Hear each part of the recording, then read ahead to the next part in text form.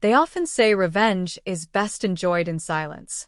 For Caitlin Clark, it came in the form of $1 million offer she chose to turn down. A quiet refusal that carried more weight than the roar of any packed arena. This is no longer only about basketball.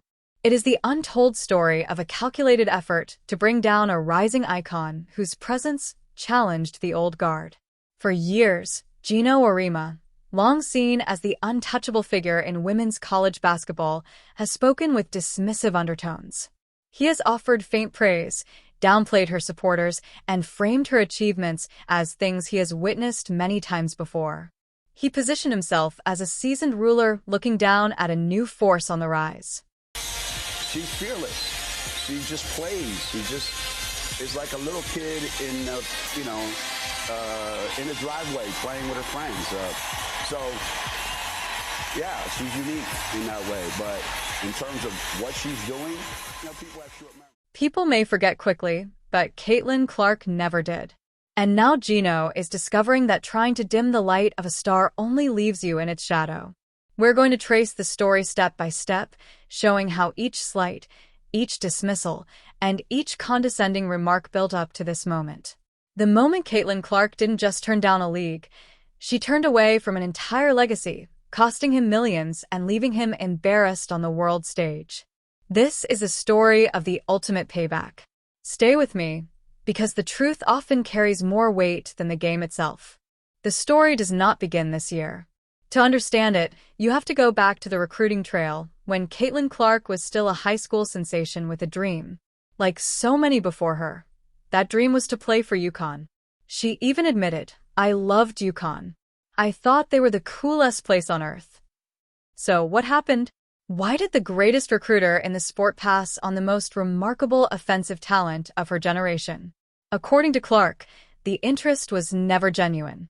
Geno's staff reached out to her AAU coach a few times, but they never spoke directly to her or her family. Since then, Geno's explanations have sounded more like diversions than reasons. He claimed he had already committed to Paige Bueckers very early and did not want 2-point guards at once. Later, in a surprising twist, he shifted the responsibility, suggesting that if Clark truly wanted UConn, she should have contacted him herself.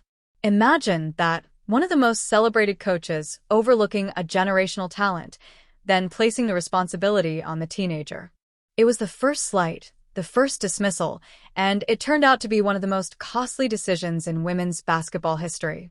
While Clark chose Iowa and built something extraordinary, filling arenas and breaking television records, Geno could only watch from afar.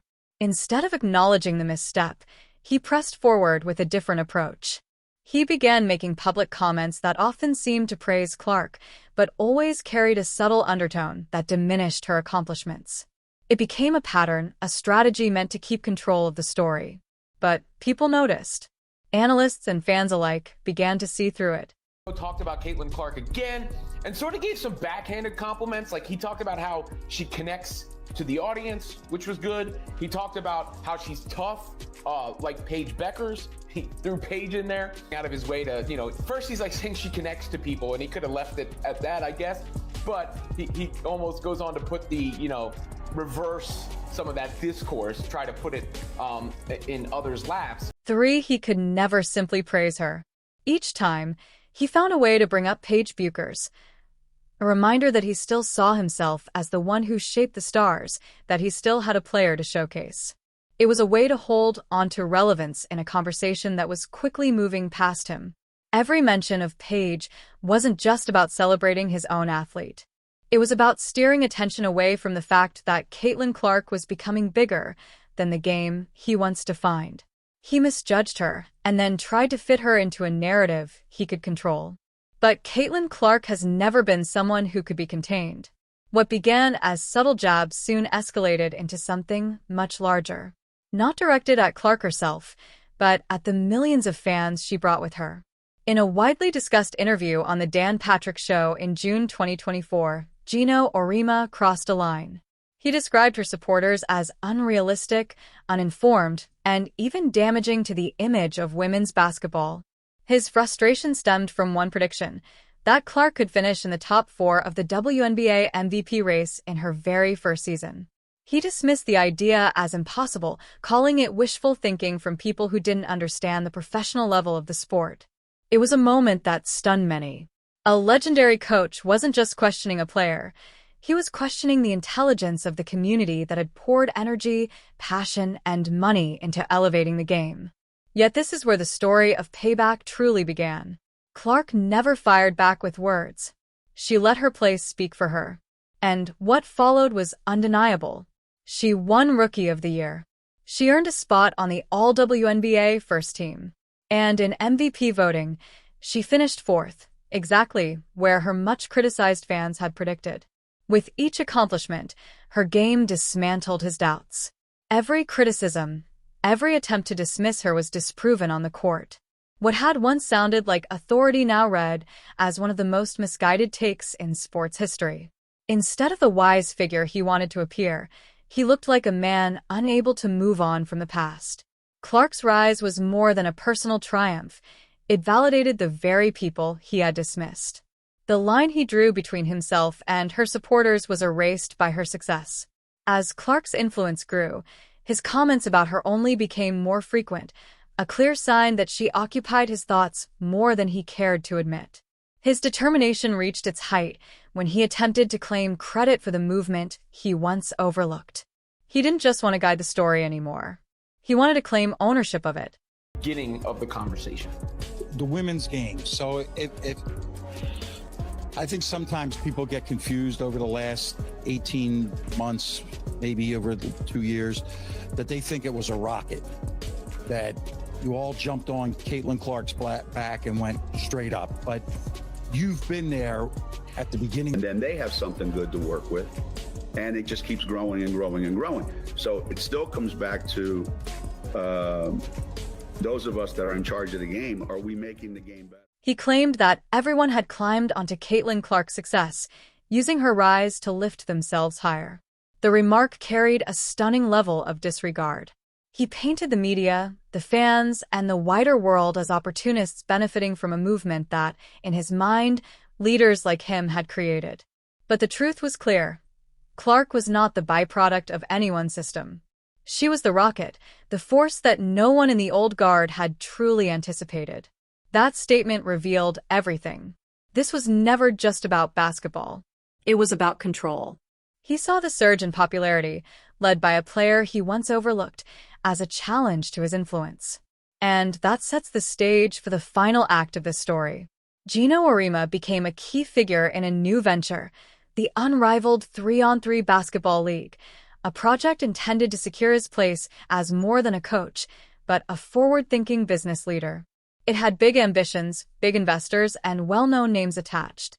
Yet it lacked one crucial element, a face.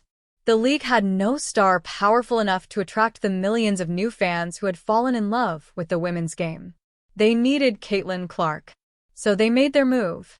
Reports confirmed that Unrivaled, co-founded by Breanna Stewart and Nafisa Collier, extended a groundbreaking offer to her, a contract worth more than $1 million for an 8-week season. This was meant to be his defining play. After years of doubts and dismissals, he was now approaching her with an open checkbook, asking her to be the face of his project. He needed her name to validate the league. He needed her impact to bring in millions. He needed her to rescue him from the weight of his own misjudgment. It was the ultimate reversal. The same coach who never picked up the phone years earlier was now presenting a $1 million lifeline. The entire sports world waited for her answer. And this is where the story of payback reached its perfect conclusion. Caitlin Clark declined. Auriemma could be the reason why Caitlin Clark is definitely not joining the unrivaled 3-on-3 basketball league. We finna unpack it up. That was the confirmation. She turned it down without hesitation. Over $1 million on the table, and she walked away. In that moment, it was more than a business decision, it was a statement. The message could not have been clearer. She didn't need his league. She didn't need his approval. And she certainly didn't need to rebuild the reputation of someone who had spent years downplaying her talent. That single word, no, carried the weight of everything that came before it. It was the ultimate response, Not shouted in anger but spoken in silence, and it left his project without momentum. Without her, the league had no centerpiece, no spark, no path forward. Fans immediately recognized the symbolism. It was humiliation in its purest form. Social media lit up, mocking the idea that she would ever rescue him after the way he had dismissed her. This wasn't about money. It was about principle. It was the decisive move in a contest he didn't even realize was being played. He believed he still controlled the narrative, that comparisons kept him in power, that his voice mattered more than her achievements. But the truth was different. Caitlin Clark's answer proved that her success was the only measure that mattered. She didn't need to reply to his criticisms. She didn't need to lower herself to his level. All she had to do was keep winning, keep breaking barriers. And when desperation finally drove him to her, she only had to walk away. His dismissals cost him millions. His pride cost him credibility.